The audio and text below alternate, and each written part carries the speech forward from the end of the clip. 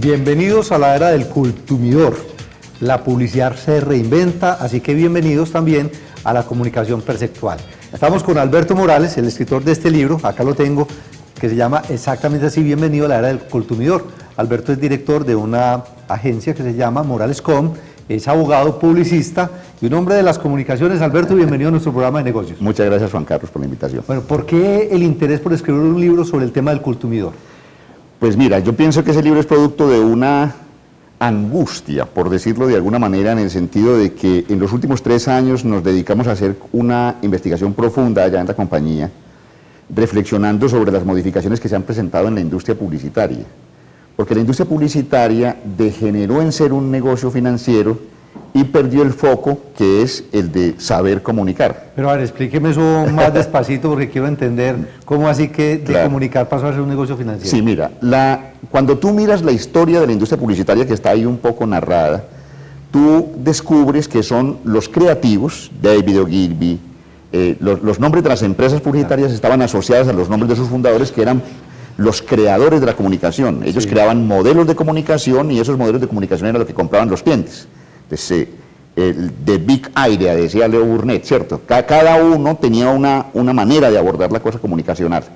Pero resulta que las áreas creativas, los redactores de textos, los que hacían los diseños, que eran los personajes de la industria publicitaria, empezaron a ser reemplazados por expertos y ejecutivos en las áreas del marketing, en las áreas de los análisis de medios, en la inversión en medios, y entonces ese desplazamiento modificó el foco de la industria publicitaria.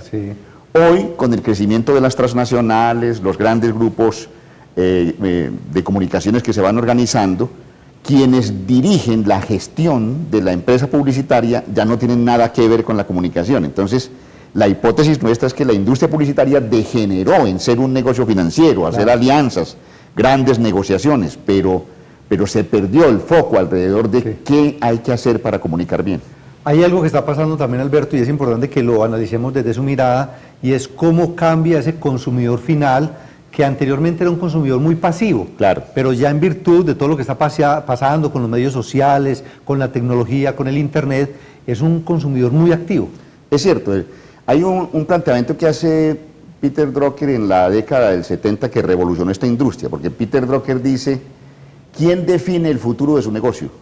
Pues ¿quién es el que toma la determinación para que usted pueda continuar en su actividad? Entonces Peter Drucker dice, es el consumidor. Antes de Peter Drucker nadie había dicho eso. Entonces, claro, todo el mundo se virtió a tratar de indagar quién era el cliente. Ahí es donde entra el foco nuestro en la cosa del consumidor, porque descubrimos una cosa aterradora, Juan Carlos, y es que las investigaciones que se han hecho en torno al consumidor son todas centradas en tratar de indagar qué es el cliente. ¿Qué es el cliente? Es decir, es un sujeto económico, ¿cierto? Lo estratificaron, ¿cierto? Tú eres de estrato 4, entonces mereces mi atención en tanto eres de estrato 4. Pero se les olvidó indagar quién es el cliente. Entonces, la gran reflexión que nosotros hacemos en esta investigación es el descubrimiento de una cosa que parece elemental, ¿cierto? Y es que los clientes son, antes que cualquier otra cosa, personas, seres humanos, no objetos económicos. Tú no eres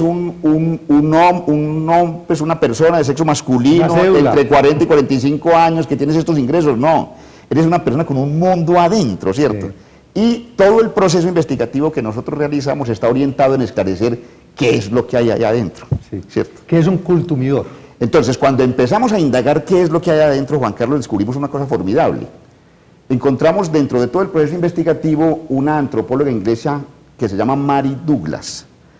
Y la antropóloga escribió un artículo que a nosotros pues nos conmocionó mucho, lo publicó en Londres. El libro se llamaba, el artículo se llamaba Ni loca me pondría eso. Una antropóloga que dice qué pasa con el consumo, y entonces nos aproxima a la reflexión que finalmente hicimos. Y es que cuando la gente compra, o sea, toda determinación de compra de un bien o un servicio está mediada por el sistema de creencias.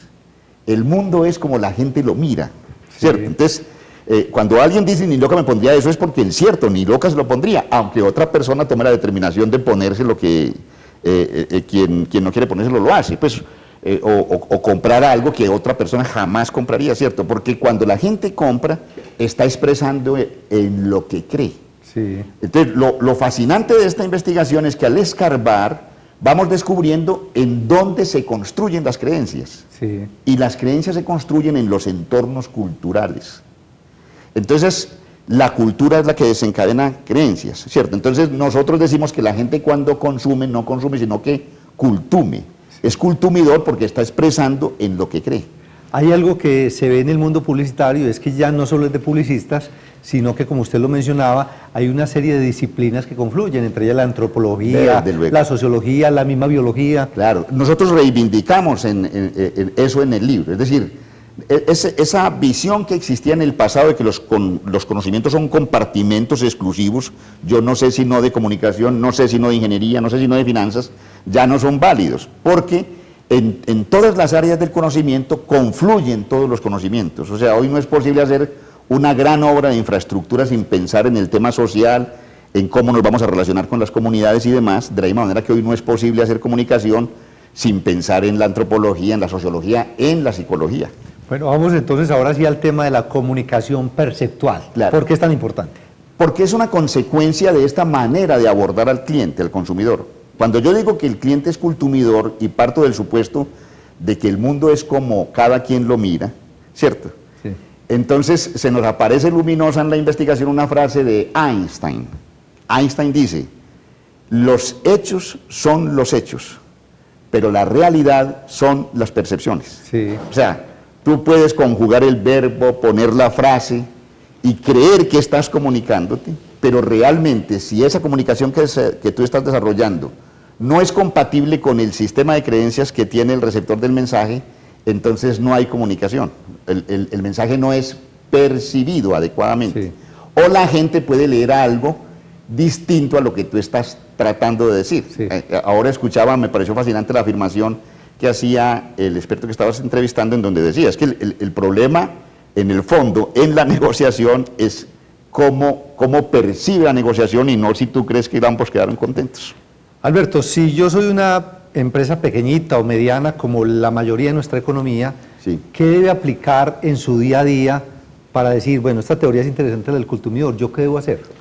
Pues no, es decir, en principio, toda la visión del marketing hoy, por eso nosotros estamos muy contentos con el resultado de esta investigación, porque esto modifica la visión y la percepción que se tiene del marketing. O sea, cualquiera sea el volumen de la actividad que tú estés realizando, si tú empiezas a entender que quien está ahí dispuesto a comprarte no es un sujeto económico, sino una persona, eso te cambia el chip y empiezas a relacionarte con él de una manera sustancialmente diferente. Entonces fluye la actividad, desde luego, la actividad del negocio en el que estés.